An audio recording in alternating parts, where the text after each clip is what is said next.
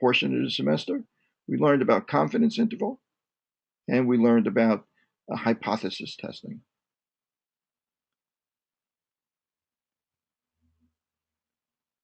Okay, those are the two main areas that we were dealing with. Confidence intervals and hypothesis testing are very closely related. Confidence intervals allow us to collect data, 10, 12, 13, 15, 7, 8, so on and so forth, from a population, take a sample from a population, find the average, say the average was, I'm going to call that X bar, the average is, say, 12, find an average for that sample, and since there's many, many more people in that population, right, that we didn't sample, right, well, that average is just a guess. But because nature of the fact that we're sampling this randomly tells us that that sample may be a pretty good approximation of what the mean is for the entire population. Okay, but we need to know more than that. We need to know how precise an approximation that is, right? So it's kind of hard, given this, to put a percentage on how accurate this is. So instead of putting a percentage right on just the mean right there, how accurate the mean is, we actually calculate based on how variable the numbers in our sample are. We calculate how variable we think, how far off we could be on the mean. We actually create an interval, a range in numbers from a lower end to a higher end that give us an idea on how far off we might be. Okay, so now you can understand that if these numbers were 9, 10, 9, 10, 11, 9, 8, if numbers were very close together, we'd have a high level of confidence that this number was very close, and this came out to be a 9, that this number was very close to the mean, and our confidence interval would be relatively narrow. But if these numbers were far apart, 3, 12, 11, 14, 17, and so on and so forth, and still came out to an average of 9, we wouldn't be so confident anymore because there's so much variability in the numbers in the population. So our confidence interval would be much wider. We use the variability of the numbers. And the way we measure variability of a population in statistics is we calculate the standard deviation for the population, or as an estimate of that, just like we do an estimate of mean, the standard deviation of the sample that we have. The bigger the standard deviation, the larger the confidence interval. Hence, when we calculate our confidence interval, it's the mean plus or minus the same number all the time, 1.96, times the standard error, the variability based on the numbers here and the sample size. That's the other thing that gives us more, bigger sample size is more confidence that we have, and so on and so forth. Okay, so that standard error is derived from the sample size and the mean, the standard deviation and the mean, and the mean is an approximation of the population standard deviation. Oops, up there. Where is it? I didn't even put it there. Mu. Okay, so that's how this is derived. When we're dealing with a proportion like 12% of the population has diabetes, right? Well, if we sample 10 people, right, we have less confidence than if we had sampled 100 people. So again, the sample size has an impact on this, and also the variability has an impact. Let's look at the variability. The variability is based on the percentage itself. If 50% of the people have diabetes, well, then every other person has diabetes. But if only 12% has, well, only about 1 in about 9 or 10 have diabetes. So our calculation for our standard error, where we have a proportion, is based on the sample size and the actual percentage that we have itself. So that's going to be, let's see, it's going to be P, the percentage. Actually, it's going to be the percentage that we have from our sample times 1 minus P over over n, and we take the square root of this whole thing. That's our standard error for proportions. Then we do the same thing we did before. P cap plus or minus, that's our sample proportion, plus or minus 1.96 times the standard error. Okay, so now let's take this one step further. With p-cap, we're almost always dealing with a large sample. We only do it if n for both sides is equal to at least 15. Excuse me. So if I have 100 people and 12% of them have had diabetes, that would be 12 people and 88 would not have it. That's too small a sample size. My sample size for this case might have to be about 150 people to make sure there are at least 15 people in both groups, right? So we're dealing with a large sample size. So with when we deal with dealing always with a large sample size when we're dealing with proportions, the confidence interval for proportions, we are willing to use 1.96, the z-score for 95% of the possible outcomes. We're willing to use 1.96 all of the time because all of the time we're going to be working with a decent sized sample. When we're dealing with a sample with a numerical variable, right? Age, weight, blood pressure, whatever, right? Well, then we don't always have a big sample. Very frequently, like here, we only have a sample of 7 or 10 or 15 and so on and so forth. Well, in that case, we have to make an adjustment to the width of the confidence interval because the sample size is so small. Well, that adjustment, if we're going to use if we're going to use a big sample like we did for the proportions, that adjustment could be very small. It could be 1.99 instead of 1.96. It could be 2.03. It could be 1.98, depending on the sample size. If a really big sample like we might have for P, well then that 1.96 might be so close to 1.96. We'll just say let's use the 1.96 all the time for both.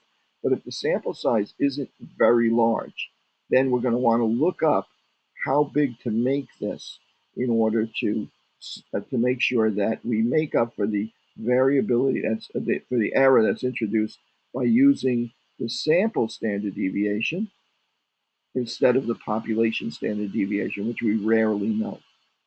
Okay, so that's really what this is all about. And that t-score you get, that t-value, instead of calling it z, we now call it t. That t-value you get from a table, and we'll look at that table. Okay, so that was about a 5-minute explanation of everything we've done in the last 4 weeks. Are you guys pretty comfortable with that so far? Because we're about to go on to apply it to a whole bunch of problems. Guys still there? Hello? Okay, good. All right. Hopefully, maybe that was a good foundation, and we can move on to the problems now and apply this.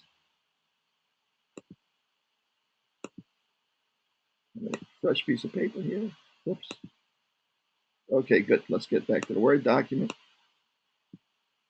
Time magazine quoted a poll performed in 2002 of 100,000 Americans in which only 4% said that they were vegetarians. Construct a 95% confidence interval for the true population proportion of vegetarians in 2002. In interpreting this confidence interval, can you conclude that fewer than 10% of Americans were vegetarians in 2002? Okay, two-part problem. First thing they ask, find the confidence interval. So we have 1,000 people, that's our sample size, and we have our proportion for our sample that are vegetarian is 0.04, 4% of that 1,000 people. I'm going to go get my piece of paper, and I'm going to pull this out so I can see if you guys have any comments. Okay, so our sample size is 1,000. Our proportion, right, p cap, is equal to 0.04. Okay, so let's check to see if that's a big enough sample size. 0.04 times 1,000 is 40 people. And so that leaves 960 people. So both sides of this proportion are more than 15. So we can go ahead and do our calculation for confidence interval. P cap is P cap plus or minus the, we're going to use 1.96 because it's a proportion and it's a large sample, plus or minus the standard error. Now let's calculate standard error is going to be equal to P, 0.04, times 0.96 divided by 1,000, and we're going to take the square root of the whole thing. I'm going to do that on my calculator. Simple enough. Rather than Excel, you could use Excel if you wanted to. Okay, 0.04 times 0.96 equals 0.038 divided by 1,000. Okay, it's going to look like a very small number, but then we're going to take the square root of it. We take the square root of it, it becomes 0.006. Okay, 0.006. I would, hang on a second, before I make that go away. As a rule, you would not round that number until you were done doing the calculation, because I'll show you why. And I'm going to go beyond that. I'm going to say it's point. I'm not going to go all the way out here, obviously. Well, actually, I could. Why not? I'm going to put that into memory plus on my calculator. So it's in memory. I'm going to clear it so I can do a calculation. Okay, so I know that that's my standard error. I'm gonna put it up here is equal to 0.06 whatever it was, right? But when I do my calculation here, I'm going to do the lower bound first. I'm going to say that my that's going to be equal to. Let me do this. Let me put this over here. Plus or minus times 0.0 what was it 0.06? It was 0.006. 0.006. You guys are not keeping up with me here. Don't let me get away with these errors here. 0.0061, 0.0062, I'm going to round it off for up here. 0.0062. Okay, so over here, I hate when that happens.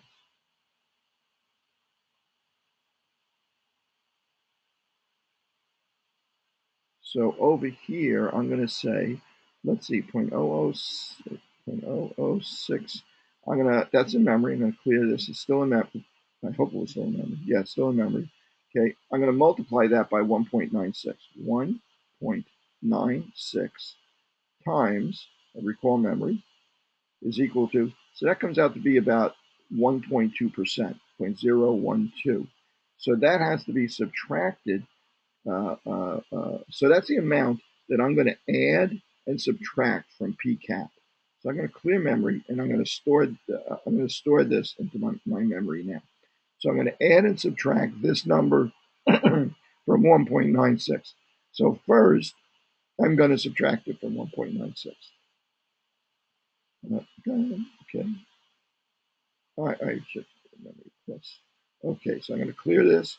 1.96 minus that number is equal to 1.98475. So now I'm at the end of the calculation.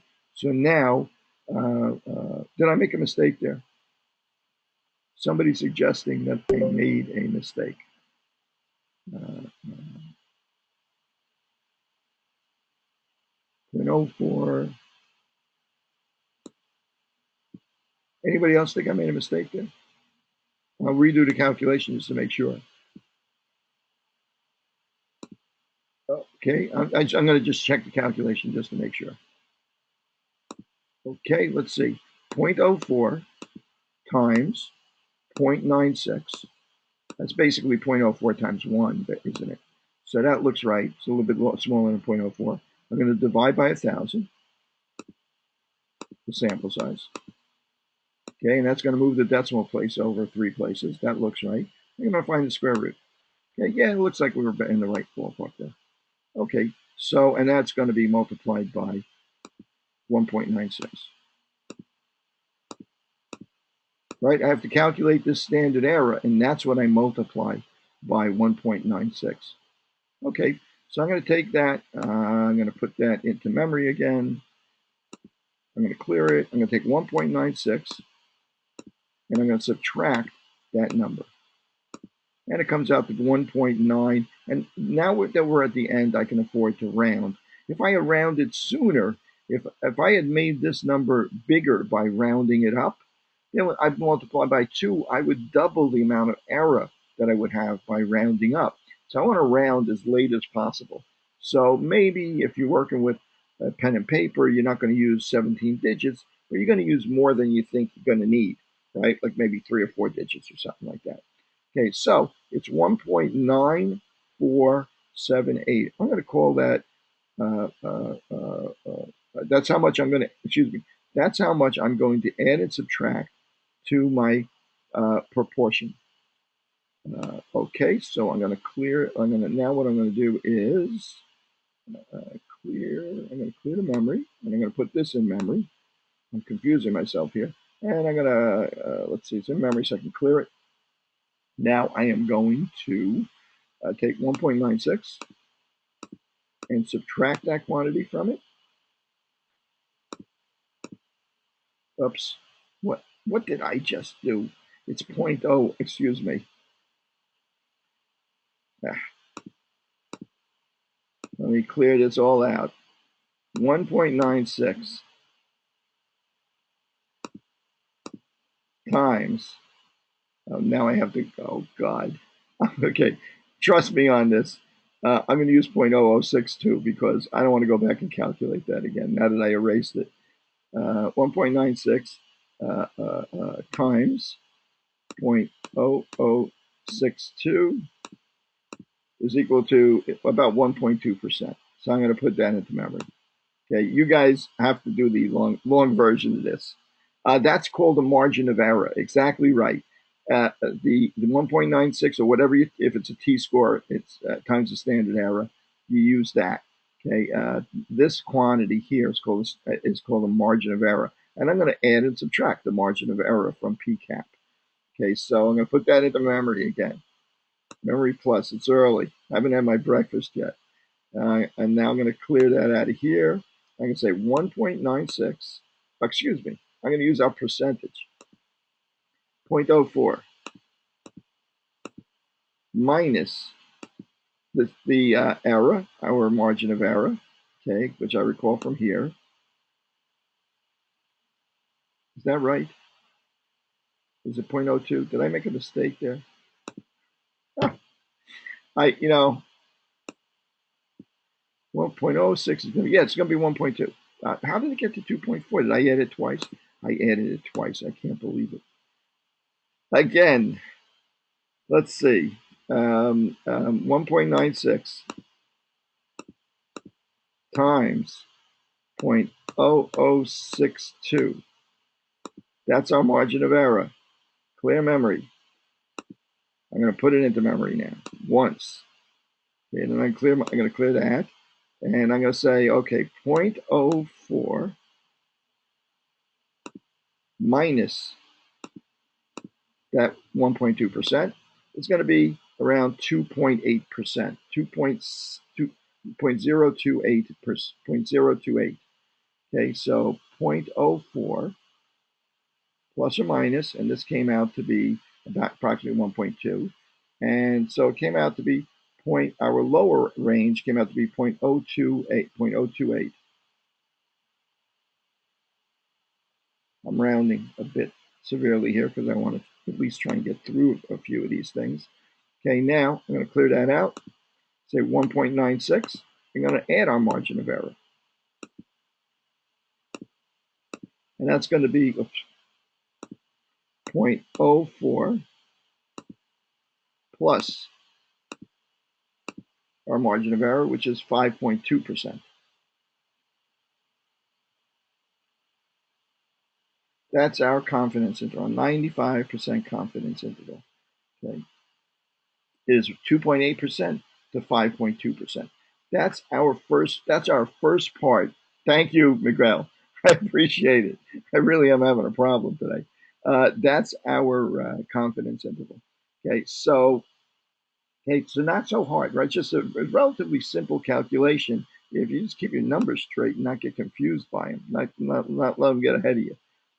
So that's our range of values. So what is that range of values? That's the range within which we're 95% sure that the true population proportion of people that were vegetarians in America in 2002 were. Of the 1,000 people we sampled in 2002, 4% said that they were vegetarian. But that's only for that 1,000 people. So based on that proportion, we know that we're 95% sure that if we had sampled the whole population, it would be between 2.8 and 5.2%.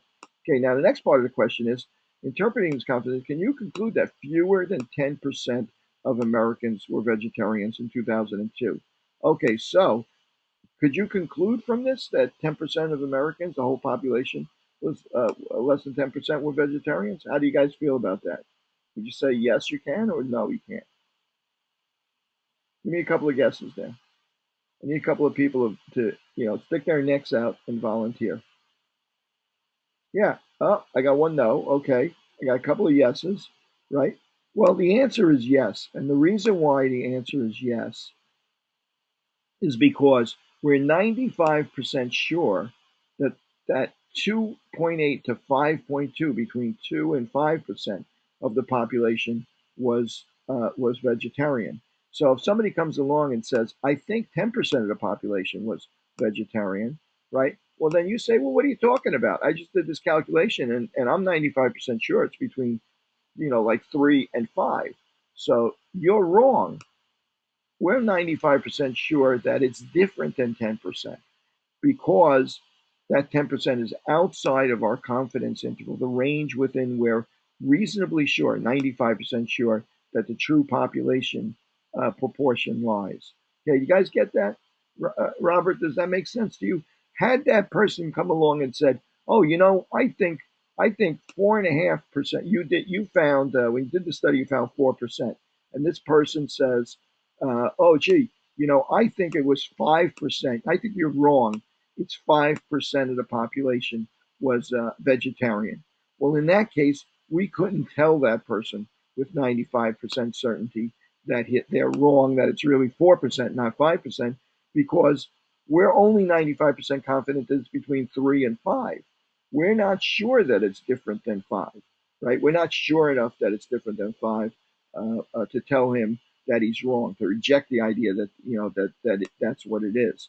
Okay, so now had this been a larger population, like had n been equal to 10,000 instead of 1,000, well then this margin of error, this p-value would have been would have this standard error, because the sample size is on the bottom of the fraction, would have made this a smaller number. So we would have subtracted less from 0.04 and added less to 0.04.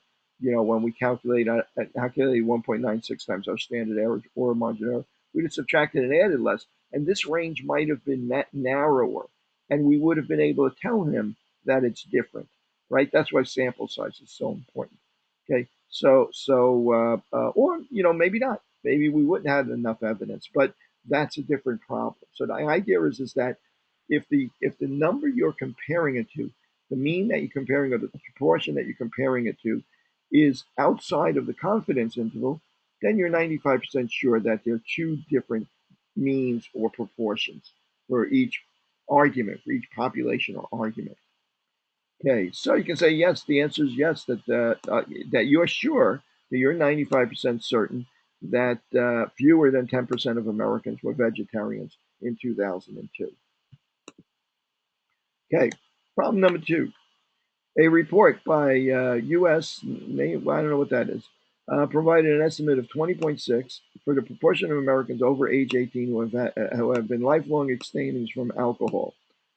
This random sample of Americans had a sample size, not a big sample, right? 30,000. So I know 20% of that's going to be bigger than 15, no problem. Calculate 95% confidence interval for all Americans. Well, it's going to be the same thing, except this time PCAP, PCAP is 0.206, right? That's our PCAP is 0.206. They got it right there, right? And our standard error, we're going to use 1.96 again. Our standard error is going to be 0.026 times 0.0794, right? 1 minus that, divided by 30,000. Take the square root of the whole thing, and that's our standard error. And we're going to multiply that by 1.96 and add and subtract it from 20.6.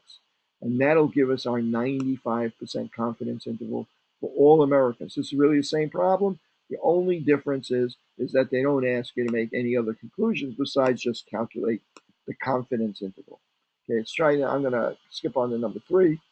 In a recent survey of 9 randomly selected subjects who identified themselves as Buddhists, I don't. I made this problem up a long time ago. I have no idea what I was talking about here.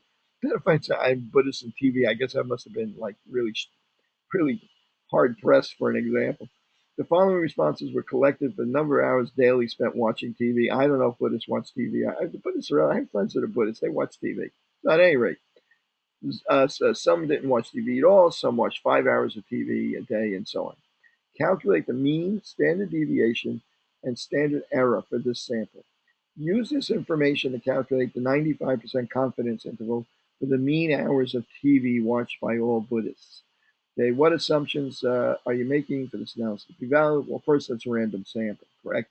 That's that the number of hours is normally distributed as well. So you can go back on the PowerPoints and look up, uh, you know, write down or have a PowerPoint or something for any of these tests. Have handy a description of what are the assumptions for the test. They're in the textbook, they're in PowerPoint slides. Kind of assemble them into one place. Because if any of the questions ask you, what assumptions you're making when you apply this statistic or this method, and you'll have it ready right there to, list or you pick out it a multiple choice or list the assumptions that that particular thing is involved with. Okay. Calculate the mean standard deviation. I'm going to do that. Okay, so now we're going to have to calculate mean standard. There's a few ways we could do this. One way we could do this is with Excel, right? And if we do it with Excel, we can calculate standard error, the standard deviation, and so on and so forth. I'm going to go ahead and do this with SPSS because a lot of you seem to not have a lot of confidence with SPSS, and SPSS is so easy to use. Okay, so I'm going to open SPSS. It's a little intimidating when you first open it up, and the fact that it does funny things like work in multiple windows, like an output window, input window. I'm going to cancel this. So I just get, well, I can say OK. Come on. OK. Something's happening here. Come on.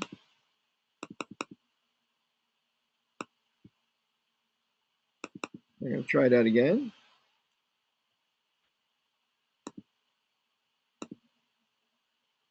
Let me try it again. Something wasn't happy about it. Where is it? Where did I just see it? Give it a try again.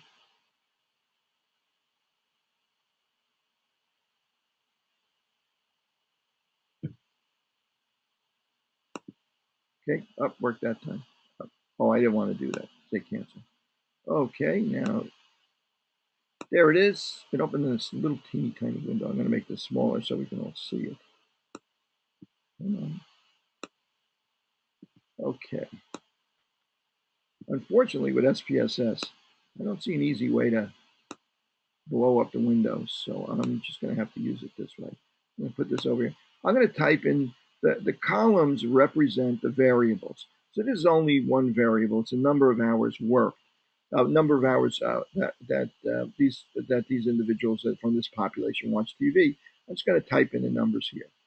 You could import them from Excel. There's a million ways you can get them in here. Other databases, or you could just simply enter them. 1, 3, 2, and 0. Okay, so it's a sample size of 9. Now, if I wanted to, notice it automatically assigned a variable name, VAR0001. If I wanted to, I could click on the variable view. There is our variable right there, all described. Right? I can go in there and actually change that variable name if I want to hours, right? And even give it a label of, if I wanted to make it more descriptive, uh, um, hours of TV watched, right? And those will it'll keep the variable name here, and then substitute that label when it makes the graphs or whatever. Okay, so now when I was asked to calculate the mean, the standard deviation, standard error for this sample. Okay, so there's a couple of things that I can do here, but virtually always when you go to do a SPSS calculation, you go all the way up to the top here, and there's a bar at the very top that includes file, edit, view, data, just like everything else. Then there's one, the usual one called transform. We'll get to that later in semester. And then there's one that says analyze. You're almost always going to analyze. Can you guys see that bar at the top? I don't know if it's outside of the field of view for what I'm doing here. Can you see the bar at the top says analyze? Okay, good. I'm glad you can. Okay, that means that it'll record most likely too. So I'm going to click down on analyze. I get a bunch of options here. So far, the things that we've worked with are descriptive statistics and compare means. We're going to get to compare means in a second. Okay, descriptive statistics. Okay, you can go into frequencies, which means just count things for me. So that'd be things like count the number of males and females, count the number of redheads and brunettes, and so on and so forth. And that's really something that's kind of limited to nominal data, not numerical data. Okay, so we're going to go past that. We're going to go to descriptives. Descriptives is a way to get SPSS to calculate mean, standard deviation, typical descriptive statistics. It's limited in what it does, but I'm going to click in here so we can see what it does. I'm going to click OK. See, I moved a variable. If there had been multiple columns here, multiple variables, hours they watch TV, their body weight, their BMI, their age. And so if there had been multiple, I would have seen multiple variables here, and I would have just moved in the ones I wanted to do the calculations for. I'm going to click OK. The output window is going to come up, and it's going to tell me, oh, well, the mean is 1.55, 1.56.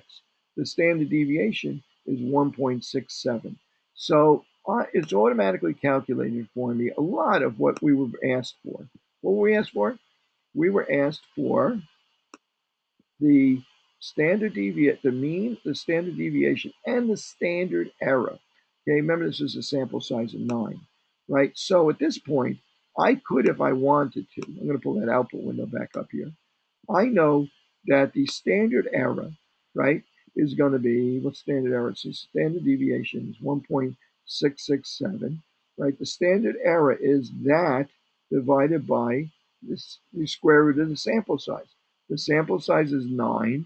This would be the standard error would be 1.66 divided by 3, the square root of 9. So it would be, I guess, 0.5, 0.55, I guess, or something like that. Standard error is 0.55. Now, if I wanted to calculate the 95% confidence interval, I would say the mean plus or minus, well, I got to decide now, T or Z. Well, this is a small sample size. So I would take the T value for 8 degrees of freedom, right? 9 minus 1, 8. And I would multiply that T value. Let's say it's about 2.3. I would multiply that T value, 2.3, times the standard error I just calculated, 0.55, right? And that's my margin of error. And I would add and subtract that to my mean. Okay, so that's the way we would calculate our 95% confidence interval. If we're going to take these and actually, use a calculator to continue with the calculation. If I don't want to do that, I can actually go a step beyond in SPSS. Okay, I'm on my output window right now. I'm going to click on it. I'm going to go to Analyze, Descriptive Statistics, and this time I'm going to go, instead of descriptives, I'm going to go down to Explore. I'm going to delve further into descriptive statistics. That's, I think, how you can imagine Explore. I'm going to go into Explore, and now I have a whole bunch of boxes. The only one right now I'm interested in, because I have a single variable, is this dependence list. In other words, the variable that you want to work with. This box factor list is reserved for a nominal variable, where the nominal variable could be, say, male and female, gender, for instance, or it could be smokers and non-smokers, or it could be drinkers and non-drinkers. It's a factor list. In other words, it's something that if you want to, instead of calculating the mean, standard deviation, etc., for the whole group as one, then you can break it up and tell it to break it up by gender or break it up by smokers and non-smokers and find the means for those groups separately. Okay, since we don't want to do that, we just stick with this. In statistics, you're just going to see that box checked off. It's going to be checked off by default. So most of the time, you're not going to have to look in here unless you want a confidence interval other than 95. If you wanted a confidence interval of 99, you would at this point change that number to 99 and click continue. Okay, but usually it by default it said, please do the descriptive statistics for me and use the confidence interval for the mean of 95. So I'm going to click OK, and I'm going to click OK again, and it's going to do the calculation again, except this time it's going to again calculate the mean. It's the same as it was before. This time it's actually going to calculate not only the standard deviation, 1.66, but it's going to calculate the standard error based on the sample size. And it's going to calculate the 95% confidence interval for me, which is the standard error times the t-score for that sample size. I'm not going to pull up the table right now. We'll look it up later. We'll look it up on a problem we're going to do by hand. It looks up the t-score, multiplies the standard error times the t-score, and adds it and subtracts it from the mean, and gives us the 95% confidence interval automatically. 95% confidence interval is 0.2744 to 2.8367. Okay, so give me a little bit of feedback. Is that comfortable for you? Do you figure that you could repeat that operation? Just type in a few numbers, going up to analyze, choosing in your case, you would just go straight to explore, moving the variable over, making sure that it's going to do 95% or 99%, and then there's the answer for you right there. So you've got a small sample set. SPSS is pretty good at this. Now, had you done the example with a calculator or with Excel to calculate standard deviation, standard errors, it's going to be pretty easy to do too. You could actually, if you had the time, put those import those from Excel or retype them into SPSS and do this to check your answers, to make sure your answers are correct. Okay, so I'm going to move this out of the way. And we're going to go on to another one. Let's see, I want to do one. I want to make sure we get to a good one that we're dealing with the confidence and numerical confidence into a t-score. Okay, 81 psychologists.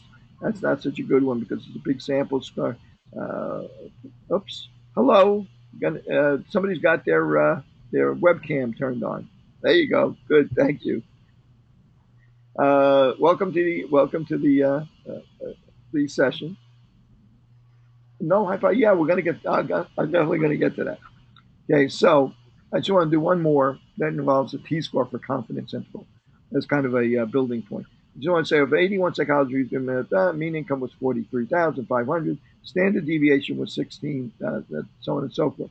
So our standard error is going to be 16,870 divided by the square root of 81, which I guess is 9, right? Right? That's 16,000 divided by 9, which is going to be about, I guess, about 1,500, let's say. Construct the 95% confidence interval. It's going to be 43,000 plus or minus 1.96, or the t-score if you look it up, because a lot of times because sample size is so big, you just use 1.96, or you might look up the t-score. It might be something like 2.0 or 2.01, right? 2.01 times that 1,500, right, the standard error, and you'd add and subtract that from the 43,000. What assumptions you make, so on and so forth. Remember assumptions, remember to look them up. The survey, 29 families. The 29 families is a small group. You could type these into SPSS or import them if we gave them to you as a file. And you would then be able to calculate the confidence interval. And because it's a small sample size, then you definitely would want to use the t-score.